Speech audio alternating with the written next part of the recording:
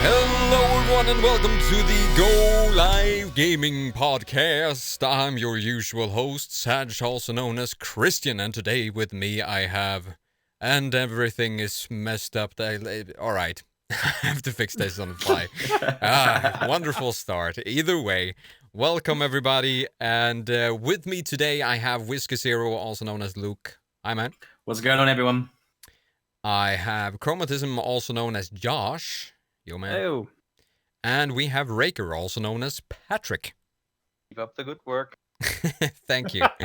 Yeah, for some reason, it switched out the cam placements. Unbreak it, Sarge. Do not know why, but hey, I'm going to try to fix that as soon as I can. But today we have a couple of things that we want to talk about. One interesting little article is that there was some speculation about Microsoft actually getting into maybe acquiring EA and Valve, which sounds really interesting, so we're going to talk more about that today. And we're going to talk a little bit about Fae, or Fear, because I am Swedish and I know the word, so it's Fear. I thought you did. I was just imitating because I just enjoy that word so much, you know? That's all it was. Yeah. But we're going to take a look at that game, talk a little bit about it, because it does quite look interesting, but it's not really a game for me, but we're going to get more into details about that later. First off, where I think we need to start off is with Josh and an update on Monster Hunter World, because that seems like an obligatory item that we need to touch on this show. It's always going to be here. It's always going to be here. We can't do anything about it. Like I say, so far I've put in well over 50 hours into the game, and I know some people have put in hundreds and hundreds and hundreds into this already, which is absolutely ridiculous to me. But all just as a brief update, not a spoiler, I don't think, but I kind of got to what I thought as I mentioned these guys before we started. I kind of got to the point that I thought was the end of the story, and suddenly the game said, "Yeah, well done, congratulations! Now have more than double the content that you've just been through with system upon system upon system." Wow, I am stunned and amazed. This is one of the most complete games I've ever had the pleasure of playing, and it's been fun all the way through. So yeah, new gold standard. And if I may quickly as well, sure. When it comes to the more I've played it, the more I've actually realized the thing that this does, because Monster Hunter does occupy that realm of looters, right? That sort of realm of looter games. But it's like a lot of MMOs and looters, you kind of have this sort of progression to the story, then you sort of hit the end game, and then the game kind of completely changes, and you've got a whole host of new systems that you suddenly need to learn and go through. Now, the thing that makes Monster Hunter so compelling to me and so interesting is that the systems that I have been using all the way through the game are still 100% completely relevant, but there's new stuff that they're adding on top. So the depth is, I'm descending into the depths while it's also broadening out, and I can't even see the sides anymore. It's great. Yeah, thoroughly enjoying it. Highly recommended. All right. My seal of approval. And Luke is back on the stream. Hey! We can see your face. Hi. You betrayed us. I'm sorry. I had to go and do work type things, and I missed you. I watched it. I watched the show, and I was talking to no one in particular. You couldn't hear me, but I was participating in my own special way.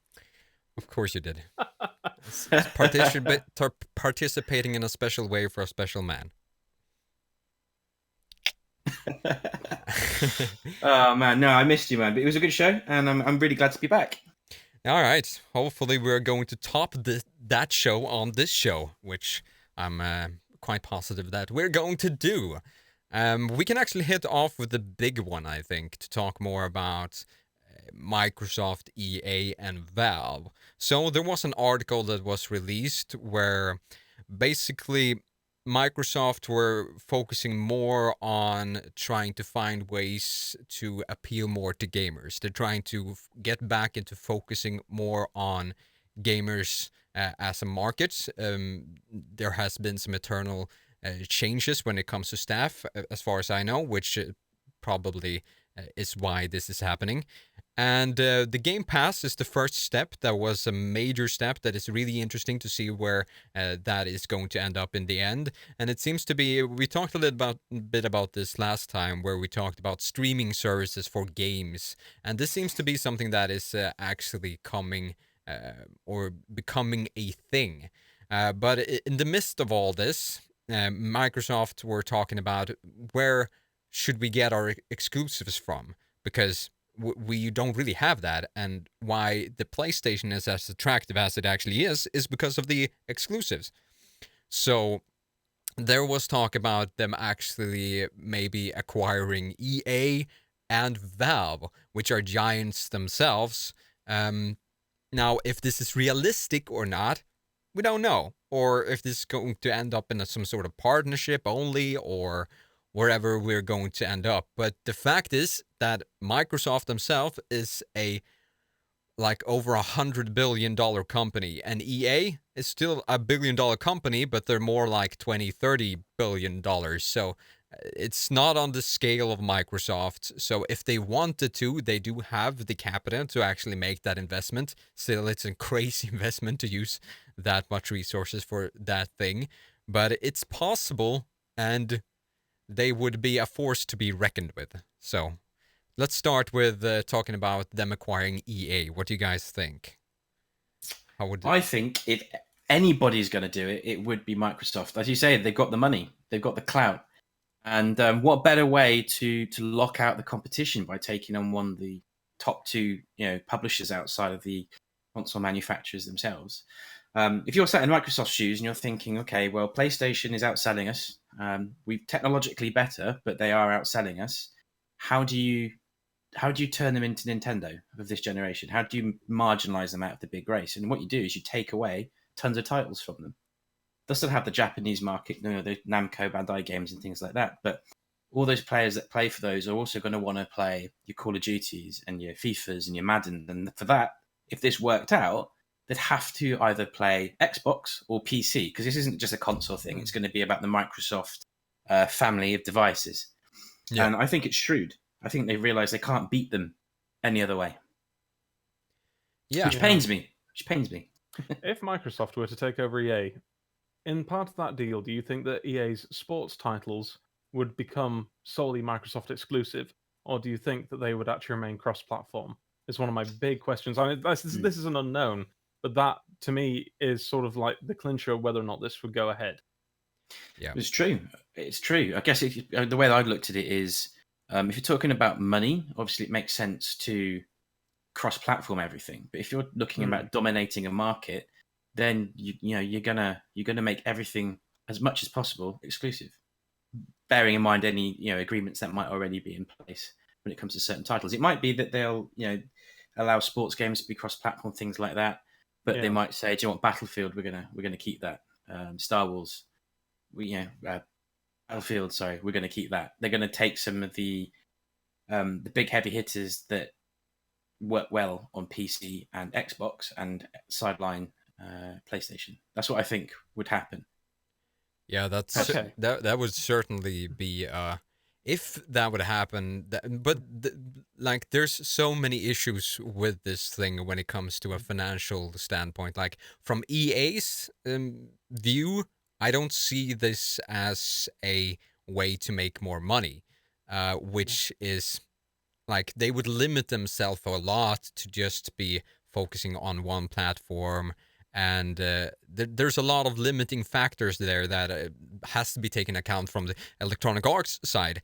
But if this would happen from Microsoft's side, they would be a force to be reckoned with. And I think they finally would be able to compete with PlayStation on a whole different level.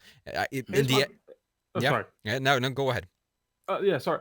Like I said, here's my problem with all this, with all the talk of acquiring EA, because I'm not exactly business minded, but I'm at least smart enough, I hope, to look at some of the numbers and whatnot, and actually, have a look at what's going on. And it strikes me, I heard the figure in the articles that's been bandied about is that it would cost Microsoft $35 billion to acquire EA. That is the figure that people have actually said. Now, whether or not that's true, goodness knows. That might be a total buyout or whatever. I don't know. Okay, but here's my problem: is that EA's net profit year on year is approaching about the $1 billion. This isn't revenue. This is just net profit.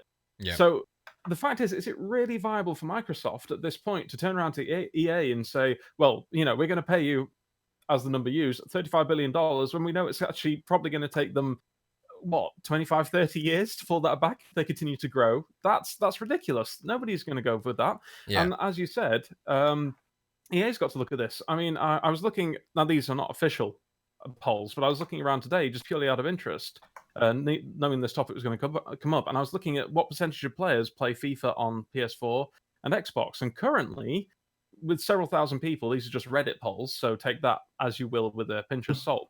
It was between 48 and 53% were playing on PS4, and Microsoft only had about 24% of that pie. So really, and particularly when FIFA is arguably EA's biggest title, and a lot of their revenue is coming from microtransactions, do they want to sort of stir that pie around and see what comes out of it? I'm not entirely sure. Yeah, and we certainly aren't experts when it comes to the subject itself, but from a layman's perspective, we see that from our side now, we see that there are a lot of complications with this, but there's also a lot of benefits to it as well, at least from Microsoft's side. I don't really see where EA would benefit more, or if you make a pro and cons list, right? Would there be more pros for EA than cons on that list, or? I think the pros would be that Microsoft would invest in single player content, which is something EA is stepping away from because they don't see any money in it. They can't monetize it in the same way as they can the multiplayer content. So I think that's where that benefit would be. They'd be able to help finance shortfalls in areas where currently EA are pulling back, and would, as we see with the backlash on Star Wars Battlefront 2, they're having to potentially curtail methods of making money that they're currently banking on for their growth. And if they have to pull away from that to continue being successful at a lower level, having, even if it's just a partnership with money injected, is still beneficial to them. I hadn't even considered that. It's true, isn't it? Because Nintendo with Mario Odyssey and Zelda Breath of the Wild, and then you got PlayStation with Horizon Zero Dawn, have actually proven that when it comes to first-party exclusives that can shift consoles, those expansive single-player experiences are actually the things that do it. It's not the games or services. You're absolutely right. I hadn't even thought of that. That's a very fair point. Yeah. I don't really know if that has to do with the game being single player, especially, but I think that PlayStation, as it is, has more quality titles that have been so critically acclaimed, like Horizon Zero Dawn. We have the Final Fantasy series on PlayStation. We have I'd argue Neo as well, which I think is still PlayStation and PC only. Yeah, I think, but that's a very, very fine game too. Yeah, so I don't know. It would be interesting to if that would be the case. I'm skeptical towards the EA buy-up, though. Any final words on that, or should we move over to Valve? I was going to say Valve. That's actually the side of it that almost interests me more, because we know that Valve have been trying to break into the console market for, God, it must be coming on for a decade now. We've had the long spoken about, Valve Box didn't quite go the way they wanted it, and what better way to actually get into the market than actually partnering up with an existing successful console. I think it was you, Christian, was mentioning earlier on when we were talking about it, about how how Microsoft now has their Game Pass on Xbox Live, and you can see how Steam and Xbox could work well together.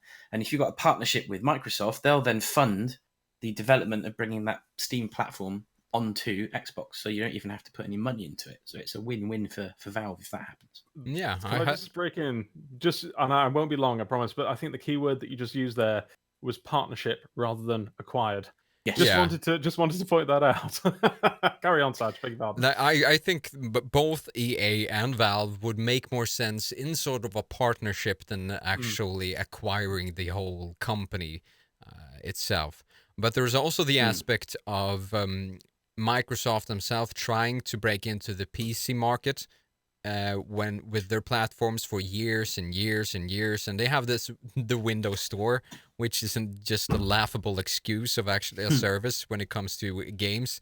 And we have Valve on the other hand, which is one of the leading companies. Like it's Valve, and I think Tencent has like a similar service in Asia, which Yes, might that's even right. be bigger than Steam is currently. 10 cent is massive, Yeah. absolutely huge. So there's like those guys have monopoly when it comes to the PC market, almost, just because the numbers are exponential for Valve and Steam when it comes to actually holding up a player base. It doesn't matter even if you don't buy games on the Steam store, you still buy games somewhere else and then add them to your Steam library. So you're using Steam in different ways as well. So it would make sense, just because Microsoft has been trying to get through to the PC market for so long, that a partnership there to incorporate the Xbox and PC crossplay, that like if you buy a game on Xbox, you get it on PC, which they're trying to push. That would make a lot more sense if those games were actually on Steam and not on the Windows Store. It would. Yeah. That would be huge, actually.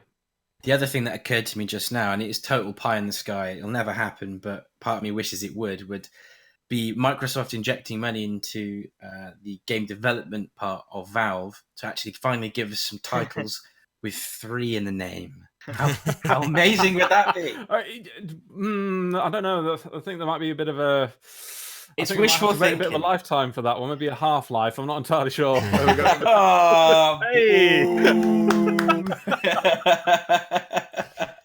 But yeah, Not only that, as consumers, we also get a huge benefit from it, because we would have more competition on the side of things on the console market. And if Microsoft finally gets into the PC genre, PC platform, they can also be another competition for EA.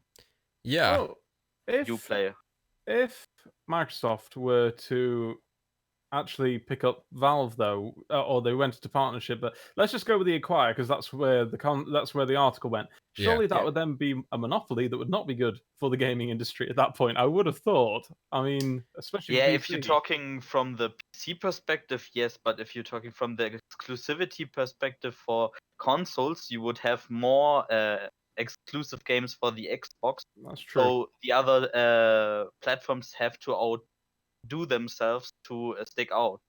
Yeah. But then again, if you're thinking about acquiring Valve when it comes to exclusive titles, Valve isn't really making games anymore. Yeah. Sure, they actually announced CS:GO, Dota 2, the Half-Life brand. I mean, there's a lot of brands under the Valve flag. Portal. Sure. You have some franchises that would work on console, but then again, CS or CS:GO or Counter-Strike or the earlier iterations have tried to get into the console market, but it's never really worked. I tell you what, I played Counter-Strike on Xbox the first, and I loved that. it. Still will. Still would. You did. I've never touched Counter-Strike on a console, but It was. I mean, it was a bit janky. It wasn't as good as playing it with a mouse and keyboard, but I still played it. It was great fun. all right. But it's also worth remembering, just on the topic, the conversation of Microsoft and Valve, is that if they were to try and acquire Valve, just remember that Valve is a private company, and we do not know how much they are worth. Very true. That would be a very interesting negotiation. Not only that, but it's pretty likely that Gabe Newell bloody hates Microsoft. And remember that Gabe himself used to be a Microsoft employee and has done everything he can over the years to try and to actually stick to his own company. Valve seems to be a company that really values its own independence. So I don't. This acquirement as well doesn't seem that feasible. But these discussions are interesting. If this were to happen, it could make a dramatic shift in the gaming industry, like almost like unlike anything we've seen before. And what the potential outcomes of that actually would be really interesting to see we would land in the But end. I think A could definitely be a possibility. Yeah. Yeah. It would make sense though. I was just thinking here, if they haven't mentioned other studios, but it would make more sense if they acquired a studio like, let's say, Ubisoft, because Ubisoft is more just we're working on. Meh. They're actually stepping up their game recently. I used to be really hard pressed against Ubisoft back in the days, but I'm warming up to them because they're really stepping up and trying to make stuff a lot better and not just push out titles because they need to push out titles. So, but they are a developer almost first and foremost, so they have a lot of exclusive titles, so if that's their main interest, that would make sense. But then again, that wasn't in the discussion, but it was just interesting to think outside the box a little bit. I actually admire Ubisoft as a developer a little bit, not too much. They always do something that makes me back off again. You say careful. Yeah, I know. I mean, yeah, but it's. I mean, I admire the fact that they've taken. Fine, For Honor was a bit of a dud. We'll see what they do with that. But I admire the fact that they took Siege. I admire the fact they've taken The Division. The fact that they actually have worked on those games for 2 years and brought them up to a level where Siege is becoming a top tier, well, is likely going to become a top tier esport, and then you got The Division that is now 2.0 and apparently is completely overhauled game from what it was when it first launched. Apparently, it's so worth playing now if you can get over the bullet sponginess, which we mentioned before. Yes. But that's interesting because I don't think we've really seen other AAA publishers do anything like that, or stick with a project that's apparently failed for that length of time and fix it. Yeah, it's certainly not a trademark of the EA. It's like it's funny, but it's also really sad. It really is. It really is. They're like, "Oh, you didn't meet your target goal. Well, we're shutting you down. Goodbye. Goodbye. Get in the train. We're sending you south." Yeah. Crossing off the cliff with everybody else. Yeah.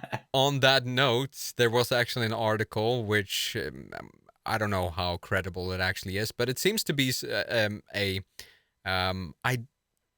the love of God, I can't remember the name of the organization that actually does do these researchers, but they research the most hated companies in the US, and apparently EA has been up there for years. They have been on number 1, and this year apparently they were on number 5. But it's still, they're a company that makes profit, and it goes financially. They are doing really well, but maybe work on the goodwill a little bit, just a little bit. I don't know. Coming from a guy that actually wants everything they do to succeed, because that would make us even more successful, hopefully. So, by the way, EA, we love you. We love you, man. Yeah. Call us. Give us stuff. Work with us. We're critical. We're critical because we care. Exactly. Yes, we're critical because we want you to succeed. Tough That love, was a man. rubbish heart. It looked more like a triangle. Yeah. Yes. But yeah, so that was just an interesting little tidbit on that. But all right, I think we actually can leave that discussion for now. But I do want to steer this discussion on a different little subject, which we touched upon last week, which is a service which is called, let's see here if I can just get the name up. It's called Utomic, which I don't know about the name. The first time I saw it, like Utomic, that doesn't roll off the tongue, and I'm probably not going to remember it. Like, I had to actually look it up now, which I'm not entirely sure about. If you're making a brand, you sort of want people to be able to instantly remember your name. But either way, other than that, they are a service sort of like Netflix, but for games. And the service itself is currently boasting a library of over 700 games. And it's not games that, like any other games. We have Batman Arkham Asylum, we have Metro Last Light Redux, or what is it called, bro? And we have Borderlands, we have Unreal Tournament, we have Darksiders. There's a lot of good titles on this service. and it's actually a service that is not that pricey. For a single person, if you would get into this service now, the game itself costs $7.99 US. I'm not entirely sure about the pricing It's otherwise. £4.49 sterling for one user. Yeah, but So if you've whatever that been might be. in it from the beta, it's $5.99 US. So, and that's like nothing No. compared Is to that Wow, that's is that a month or is that per game? yeah. So it's a month. per month. That's It- that's a bargain. It's 1 month It is. for 725 PC games, Yeah, and you can have a full user account for £8.50 sterling. yeah. What? Where's my wallet? Now, to be fair, these games seems like they're games that have a couple of years in the making. I don't think we're gonna see new releases on this service, but there's still games that are fantastic, and a lot of games that I haven't actually played that I want to Yeah. play. So I don't know. I'm really considering this because it's really attractive, and That's- Hmm.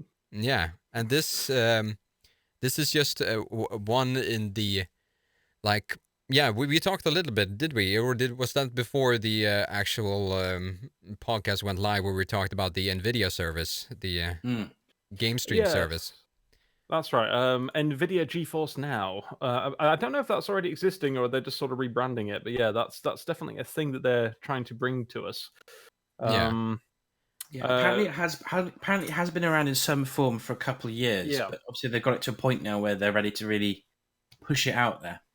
Yeah. Yeah, and they're toting sort of current games. It uses your own Steam library. This is a system to take your Nvidia Shield or your TV. You can use their own proprietary sort of Steam link or Nvidia link or whatever you want to call it. And you could take your old laptop, plug this in, and as long as you got the internet connection, you could be playing some of the most current games at 60 FPS and ultra settings using their cloud computing to do it. And apparently, according to the opinions that come out of the beta, it actually works really quite well, Yeah. which is surprising. Yeah, it reminds me of, since every day I'm using the Steam Link now, and it reminds me of that technology is probably something similar, and the latency on the Steam Link is down to like 4 or 5 ms. I think it's amazing how they can pull that out of an old Ethernet connection. So if they can do this where it's like only 10 ms or something like that, 10 milliseconds, then it would still be feasible to play those games. If we're talking about competitive games, of course, it's going to be a hassle, because if you need to make quick decisions like fighting games, first-person shooters with online features, you're going to be at a disadvantage in all those games. But if you're playing a game like World of Warcraft, like I am over the Steam Link, for example, or if you're playing strategy games, which don't require that fast to react action, you basically you don't feel the difference. I tried playing PUBG over the Steam Link. It was doable, but there was certainly, I felt the input lag a little bit over the Steam Link.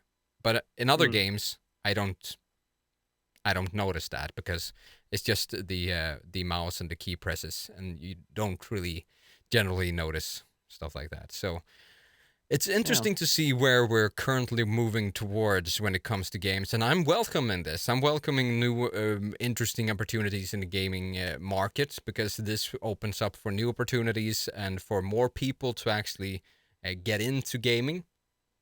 And it also puts some good old competition on, for example, Valve, as we talked about before. Absolutely, and it's a great way. It's a great way for people to get into, in theory, to get into having a decent gaming rig. Because if you look at the cost of a really good graphics card these days, because of cryptocurrency and people buying up high end cards to do that and pushing the price up, it's pricing a lot of gamers out. Yeah. So a service like this kind of levels the playing field, and I really welcome it myself. It does, and it being a success. Yeah, with hardware nowadays being, as you said, so expensive, the Nvidia service makes more sense than it ever would have. And I feel like this Utomic service seems to make a lot of sense as well, because these are titles with, let's say, from 3 to 5 years to 10 years back, which are really good titles, and if you haven't played them, you really should. But they're not that demanding. So if you can probably get a PC for, let's say, somewhere around $400 to $600, and you would be fine on actually playing most of these titles. So now we're getting to console levels of prices when it comes to a gaming system on the PC, which is also really attractive and interesting. So I hope these guys actually are able to get their message across and get it out there to the wider audience, because I feel like it would only be beneficial for the gaming industry in the end. Definitely. The only downside is infrastructure, and that's on a country-to-country basis. Yeah. Mhm. But then that Yeah. seems like All of it's us- always an issue, isn't it? It is. I Yeah. mean, we can't all have your super fast internet, Christian. Yeah. As long as we have both alternatives, it's only beneficial. So I'm with alternative. I'm buying the game. Yeah. Having. So- All right. So, with that out of the way, we have a upcoming title from EA, which is called Fe, actually, because it's Swedish. A Swedish developer. If you're English, you're probably going to pronounce it Fe, and I'm not entirely sure that it makes any difference whatsoever. I did for ages. Yeah. Yes. I don't think it makes any difference, if I'm going to be totally honest. But the game itself looks quite interesting, I have to say. But I wasn't sure what to take from it. When I checked the trailer for this game, I was like, what is this? I don't see why this would be something I would want to get into. But I actually checked the gameplay demo from PSX. Unfortunately, we haven't been able to get our hands on the game just yet. I've tried to reach out to EA. EA, hi, we exist. Please respond to my emails. But the game itself seems like it's a game where you're this little animal guy who's apparently some sort of almost alien creature, and you're in the, from their own words, Swedish forest, I think, with a lot of animals that don't exist in Swedish forest. Like they call the reindeer a reindeer, but it doesn't look anything like a reindeer, and there's like living flowers and stuff like that. The game itself has a lot of interesting mechanics. You have these songs which you can switch to, which you need to use in order to talk with the animals. And when you talk with the animals, you can use those animals to interact with the environment to progress to the next area. And there's also these giant creatures walking around in the world. For example, later we're going to see on the stream, right, there's going to be a big, like, deer or Stag, really. isn't it? stag. Yeah. A big, huge stag on proportions that I would say Shadow of the Colossus style, but Yeah. maybe even bigger, which that part actually intrigued me a little bit. So let me, guys, what do you think about what you've seen so far from this game? Anything? Anyone? Yeah. I know. I was just saying. I think no. I just watching back on the gameplay video. The art styles. I find it really striking. I love games which are kind of really really out there and bold with their art direction. Yeah. I like the idea of the using the or communicating with your environment using music. It's very Ocarina of Time, which is a game that I have much love for. Yeah. And overall, it isn't actually usually the kind of game that I would play, but I do find myself really wanting to have a go. I feel like I actually might really enjoy this. Yeah, I'm like Ocarina of Time vibes were certainly there. And the platform mechanics and the progression mechanics are really interesting and really innovative, which is sort of the thing that leans me towards trying the game and actually sticking with it. I do have issues with the color palette, but that's just because how I am. Yeah. The purple color palette in games always has been sort of taxing for me. It makes me feel a little bit nauseous for some reason. I can't. It gets me in my guts. Well, I'm right there with yeah. you. I don't like the colours at all, but that's This- also why I partly wear these, so I'm already at a bit of a disadvantage with Yeah. that colour palette. That's actually a really funny point because I don't see it as purple. I see it as shades of blue. I'm actually colorblind, so Oh, right. All right. I don't see tons of purples. I see like blues and violets, and it looks beautiful for me. Anyway, maybe that means that they should shift their color palette more that way. Yeah. I wish they would use more colors. Like we're gonna see here, I can actually skip ahead a little bit in the video if we can get further. We're gonna see when he's here. The guy himself, or there's like these green elements.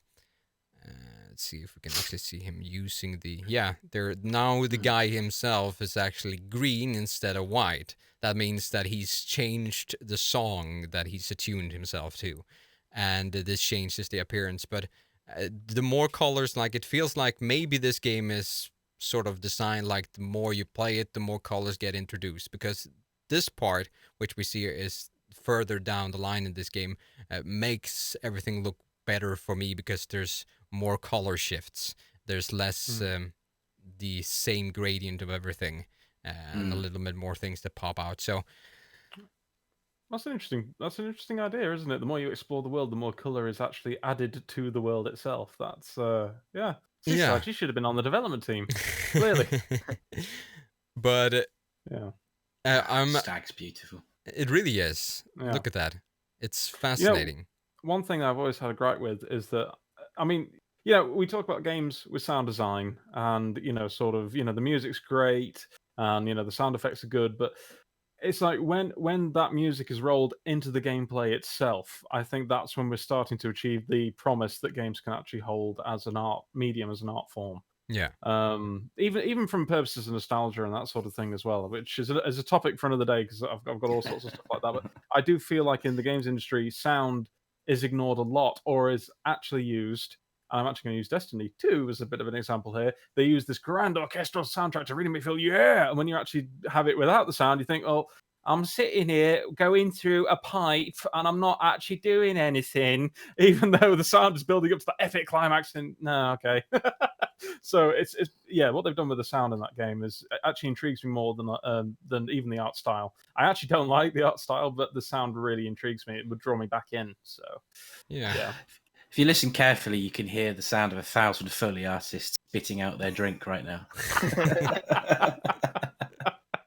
I'm getting a kind of a banjo unravel kind of vibe from the game, and those games are definitely right up my alley. So I'm excited to check it out. But as you guys already stated, I think the art direction has also another problem. I watched a few videos recently pointing that out. That most of the time the protagonist is in predominant colors. That's like red, blue, and I think yellow was it? And so it's the character sticks out, and I think in this game he blends too much into the game itself. Yeah. With the background being the same color palette as he is, more secondary colors. Yeah.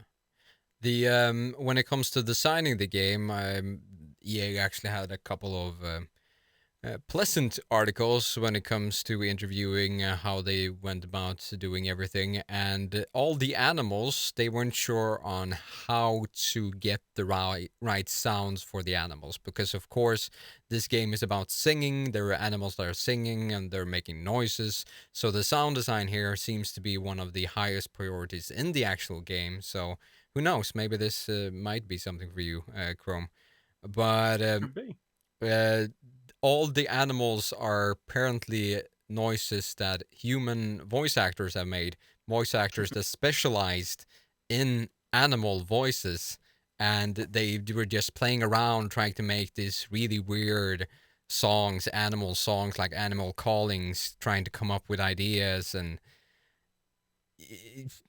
it's quite interesting to see that process in a way, and that little thing also intrigues me to get it into the game and see what the game is actually all about.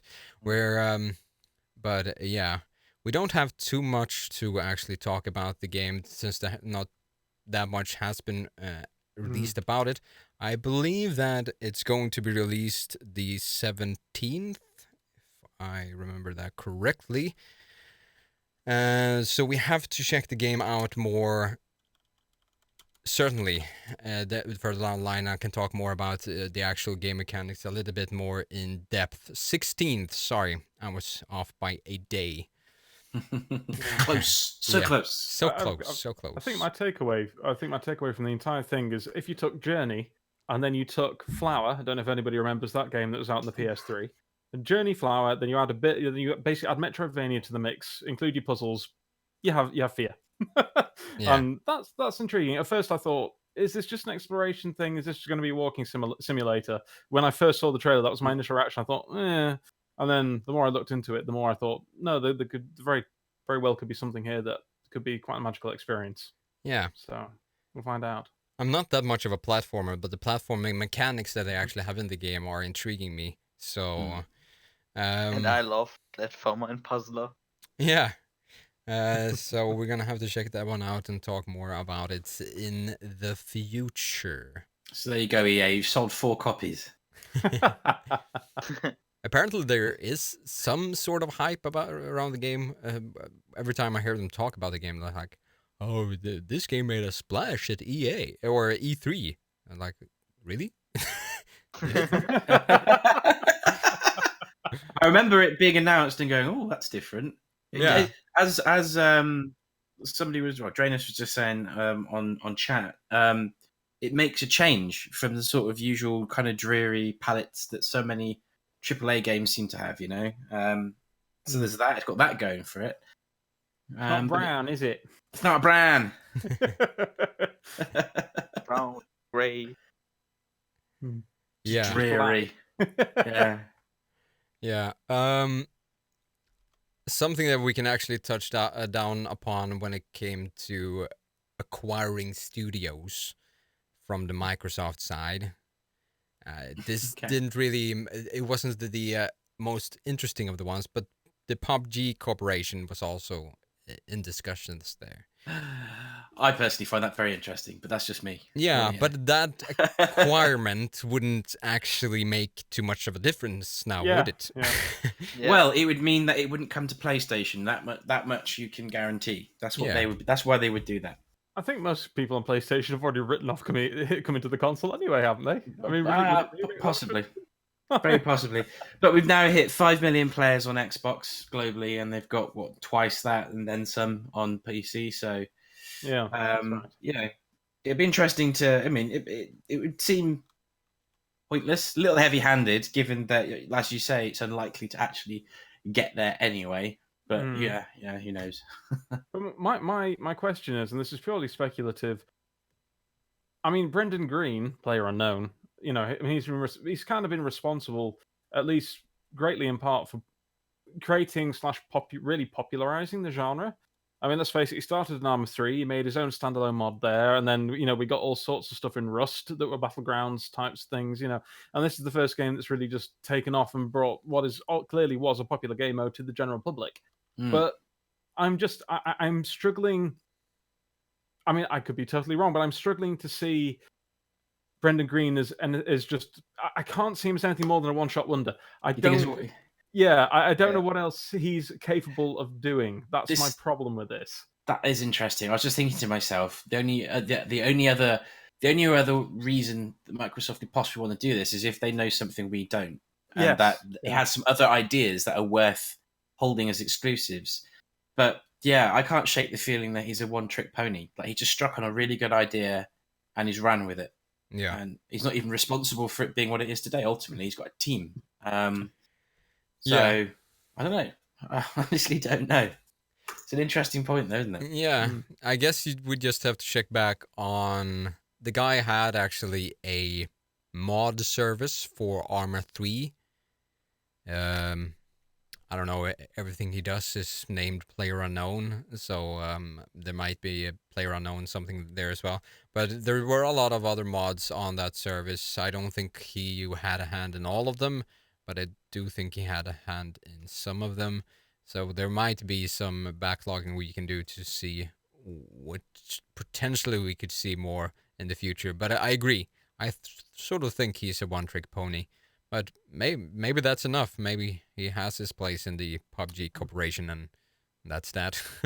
I don't know. But yeah, in other news, when it comes to the Xbox One X, which we were talking about, and we were talking about the PUBG and all of that, Xbox One X was actually the top-selling premium console in the US during the holiday days. Now we're sort of past that, but it's still interesting to see that the Xbox One X actually beat the PS4 Pro in that market during the holidays. And it seems like Xbox or Microsoft are on the right way when it comes to all this. Where they land the final strike, sort of, is where we're going to have to see. But I'm for one waiting with high anticipation. High. Absolutely.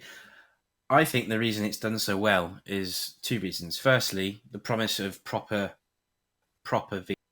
And the other is the fact they've got full backwards compatibility, pretty much full backwards compatibility all the way to original Xbox, which is something that is that's what sold it for me, was the fact that I've got this library of games that I've kept since I was in short trousers, that I can now go back and play, and it made it worth the spend. I think that's probably why.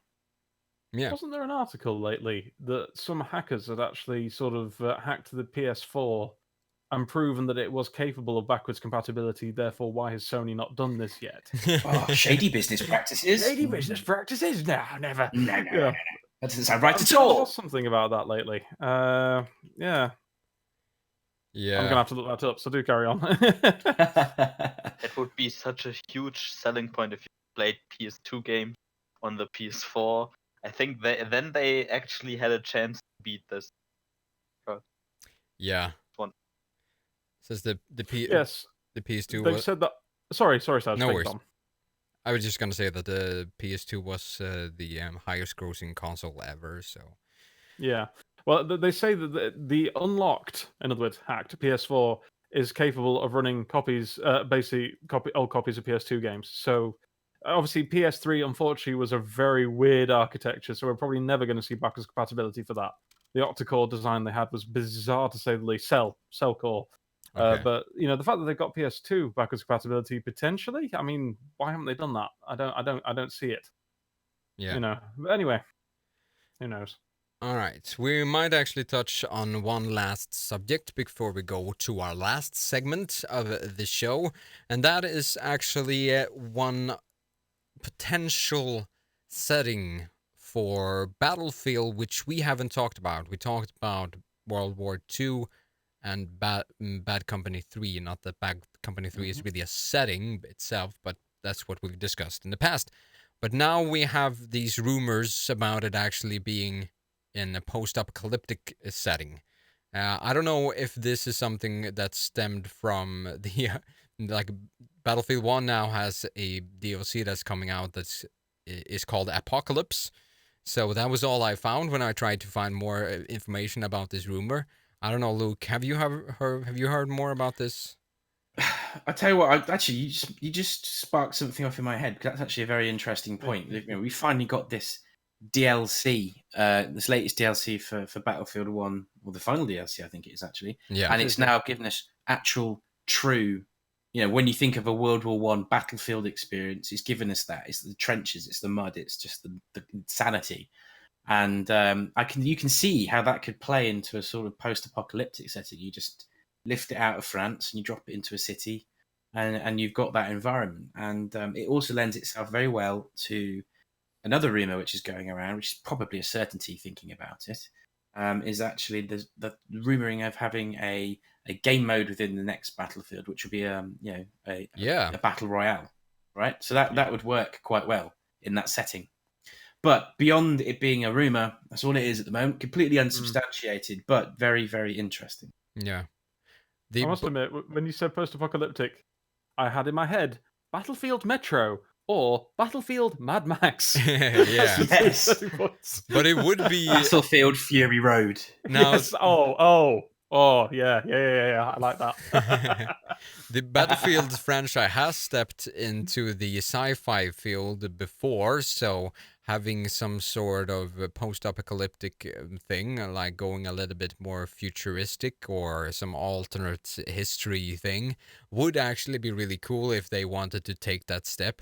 Like where we were before, we had Battlefield 4, and then we had Battlefield Hardline. Now you may say and think whatever you want about Battlefield Hardline, but that was a cops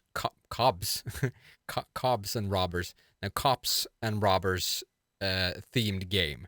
So they might actually be stepping away from the military theme and going somewhere else with the next one, and that would be really interesting, especially if it was a post-apocalyptic theme, because that is a theme that I generally tend to sort of lean towards. I would love to see something like that if that actually was the case. As long as they don't do anything like Infinite No. shooty. And you couldn't do 2142 again because they've already. I mean, we've already got time. Oh, we've already got Titanfall. I mean, would we really want 2142 now? Yeah. I mean, they'll do like 2141. But I think they can nail it. But it would make more sense if they, or 2143, for example, if they released that this year, that would make more sense because Titanfall is already out and it's been out for a while. And I don't think they have another one going right now, as from what I know. That might be something that we get more information about later this year. But And if I could say one thing about Hardline, it's this: where do you keep so many sets of handcuffs? Where does one man put them? It makes no sense. Anyway, sorry. Moving on. I for one actually had a lot of fun with Hardline. It was fun. Yeah. I did. I enjoyed it. Yeah, I made a lot of Hardline videos and guides on how to get the best weapons or the hardest to unlock weapons. It was a pain, but it was actually quite a fun ride to do it. I enjoyed it. It's just when you said the cops and robbers theme, I was just thinking, the cops and robbers theme.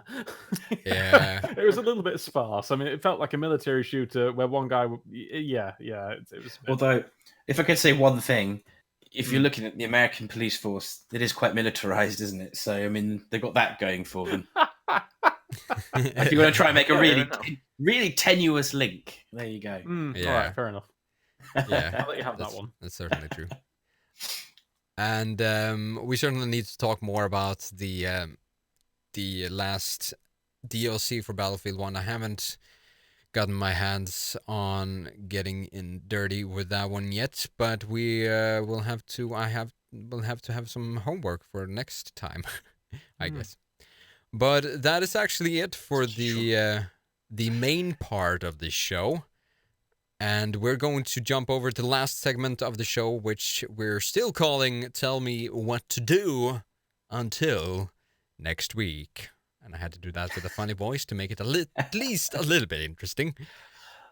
But yeah, so guys, do you have something for us? Something interesting, something tasty, something extraordinary that the listeners or viewers can utilize or do or partake in until next week? I would tell you to, over my shoulder is a scale model of the Apollo moon rocket, the Apollo 11 moon rocket, made entirely out of Lego. It costs £120. If you've got a spare £120 knocking around, everybody's got that. I would just, I know but I'm just saying, if you do and you're into Lego, that's the one. It literally took me 2 days to build it. It is immaculate. It's got all the stages that come apart, and if you open up the nose cone, it's even got the lunar lander. It's definitely Lego for adults. I can't picture a young child managing this. I struggled. It was an actual challenge, and money well spent. So if you have it and you want to go out and get that would be a week of your life in which you'd be very happy. And every time you look at it, it puts a smile on your face. So there you go. Or you could do Kerbal Space Program reenactments. That'd be great as well. Then you can rebuild it. I did. I did have to resist the urge to fly around the house with it going. You know, there's a line like you can build the thing, but you can't really play rockets. I don't think my wife would stand for that. All right, Josh, man, do you have something for us? Yeah, well, I'm actually going to do a couple of things because one's a bit of a cheat because I've yet to actually play it. But yes, I know it's one of those things. But the Shadow of the Colossus remake, not a remaster, but an actual full-blown remake, has hit the PS4 very, very recently, and apparently is an absolutely stellar job. They've done a terrific job. They've completely they've not remastered the soundtrack. They've completely re-recorded the soundtrack. They've totally redone the game. I say it's a remake. It's not a remaster. Really worth looking into, fairly cheap for what it is too, and apparently it's stunning. If you never played Shadow of the Colossus, magical experience. Really, really fantastic game. The second thing I've got is to go into the realms of the fantasy with a book called The Name of the Wind, which is a series I've just started. I'm going to have to find the author now because I can't remember, but I'll find that while I'm talking. Which is an absolutely amazing book. Patrick Rothfuss is the author. But The Name of the Wind by Patrick Rothfuss. It's a fantasy novel that could sort of best be described, and this is a bit tenuous at best, but it could best be described as an adult Harry Potter. And I don't mean that in the dirty sense, you git. Of course you do, you dirty little man. It's sort of a medieval setting, but it follows the story of a boy called Kvoth. It's a bit weird. Kvoth is actually his name. Yeah. But it's about his childhood and the trials and tribulations in a very monotonous. Basically, Harry Potter was all very nice. It was all quite socialistic. Oh, you're a wizard, Harry. Off you go. Whereas this one, it's a case of, no, you're at a university and you've got to pay your way through. And like I say, he strikes on some incredibly hard times. And this is the book that sort of leads into him effectively becoming a hero. Because as we learn, if you wear the mask of a hero, whatever, for long enough, you'll ultimately become that hero. If you think that just a quick one, if you think that Harry Potter had a hard time in the Harry Potter books, yes, you haven't heard about Kvoth. He had a very, very hard time. Like it was pretty triple, incredible. like 4 times the hard times that Harry Potter had. So therefore, it must be 4 times better. Yes. Yes. And yes. just to ask, you say if you wear the mask of a hero long enough, you become one. So if I get an Iron Man helmet and wear it for say 2 years, and then jump off the roof, can I fly? Yeah. Well, I don't know if you can fly, but the mask after 2 years might have melded with your face. So, just saying. We do have a physics student with us, and he could probably inform you if that is We need a possible or quantum not. physics student for that one. I'm not gonna waste my time with that. What? I thought it was entirely I feasible. hate to disappoint. Yeah. But yeah, I can really recommend that book as well, and also the audio book rendition. I don't remember who actually does the reading of it, but it's actually really good. And the second book as well. I'm really hoping and waiting for more books from Patrick Rothfuss. He's an excellent author, but he's taking a little too much time, like authors do, with releasing the next iteration from that franchise. It's not for the faint of heart, though. It's also quite a beefy book, isn't it, Sarge? I listened to it while I did other stuff, and I can recommend that. If you don't have the time, like I generally don't have the time to sit down and actually read a book, but if you have the opportunity to like work with some headphones on or something like that, then certainly go for the audiobook instead, because it's excellent. All right. Patrick, my man, do we have something? Yes, I have to recommend Agents of S.H.I.E.L.D. for anyone who's still watching the whole cinematic universe from Marvel. It's kind of hard to get through the first season, the first 11 episodes, but if you can punch those out, it's a really great show. It is. I can attest to that. I thoroughly enjoyed it. The last season that's currently airing is, for me personally, one of the best, and it has a pilot that's really good at world building. So I definitely recommend that. Yeah. It's Quick question: are you an MMU or an MTU? Are you all about the Marvel TV or the Marvel movie? Sorry about the audio on the stream right now. For some reason, something's hogging me. On the Marvel side, it's connected in kind of a way to at least Agents of S.H.I.E.L.D. The others not so much, but they're still within the Marvel timeline, so I'm watching both. Only on PlayStation 4. On the DC side, I'm For the only players. watching the... Sorry, the what? That would cut off, Patrick. Oh, sorry, I said on the TV side, I'm only watching... on the DC side, I'm only watching the TV series, because Yeah. I'm more of a fan of those than the Like Arrow and that sort of Arrow, thing. Flash, Yeah. Tomorrow, Black Lightning. Gotham. Yeah. I actually really enjoyed Gotham, I must say. Yeah, that's Haven't good. watched it. Oh, mate. Gotta wa- Sorry for the Gotta ones on watch the it off. stream, What we're which doing, we're recommending so much stuff this episode. yeah, and If they can hear us, we don't know, Sarge. Can they hear us? they can hear you. Sorry. For some All they reason, can see is just highly animated people just going. yeah, for some reason a mystery trailer played, and I checked the volume. It's playing again. What's happening? Something's taken over my It's computer. the ghost in the machine. It really is. All right, I'm getting scared now. What is this? What is this? The Fae have come into your machine and taken over, Sarge. Yeah, apparently it Call of Duty has. World War II. Play map packs 30 days early. Only on You Ah, criticised its palette, and now it's coming for you. There we go. I finally found it. That was scary. All right. Sorry for that.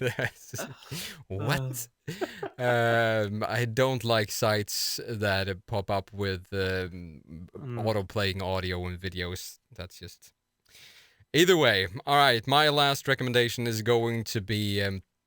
it's a game that came out last year, I believe, for the PlayStation 4, but it's going to be re-released for PC this March, which is Final Fantasy 15. The game itself is really fun. It's a good, silly, fun time. The gameplay itself is really strong, and the environments are amazingly pretty. I think it sort of reminds me, I haven't played Monster Hunter World, but it reminds me of that mostly. You basically get a quest and then you go out and kill some monsters that have these different abilities. Basically, that's what you do the most. But there are these more standard Final Fantasy fights. But the gameplay in it is so strong. So if you haven't played that yet, I certainly recommend you looking into Final Fantasy 15 on the PC, which was released March 6th. And I think there's actually a benchmark tool which you can download right now if you want to see if your computer can handle the game itself. So I already know it won't. I no doubt so many questionable mods that will come out, and yes, we won't be able to show those on the stream. yeah. By the way, Sarge, Yep. were you a fan of Final Fantasy before that Yeah, new game? Before the I dodgy So you mods. can recommend it, yeah, because I'm wary of the combat system. I'm not quite sure about. Yeah, I am like Final Fantasy 7 is one of my favorite games ever. So there is the Final Fantasy, like, I don't know, the game itself is really chill and just silly. I don't think you shouldn't get into this game expecting like this really deep story and the deep characters, and you're gonna get a couple of cringy jokes every once in a while and stuff like that. But the game itself there's really fun gameplay, and it's really silly and relaxing and amazing environments. So Okay. yeah. Yeah. But yeah, as a Final Fantasy fan, there was actually some new screenshots for the Final Fantasy 7 remake, which I saw weren't that interesting. But hey, at least we're seeing something But it from did- that. That's it. You just reminded you it's coming. Yeah. So there you go. It did its job. Or is it? I don't know if that game is ever coming. It seems like Actually. some sort of bait tactic that they're using. But yeah, that's actually it for this time around from the Go.Live Gaming Podcast. It's been a blast to have you guys with us. And yeah, I'm just going to leave it at that. If you have questions for us, if you have feedback, then please hit us up at feedback@gunsofanthem.com. You could be some of the first ones ever to send us feedback and questions, and wouldn't that be fantastic and exclusive? So, go for it, and you might just get featured on the show. But thank you guys for staying with us, and thank you Luke, Josh, and Patrick, and we'll see you next week. Bye for now.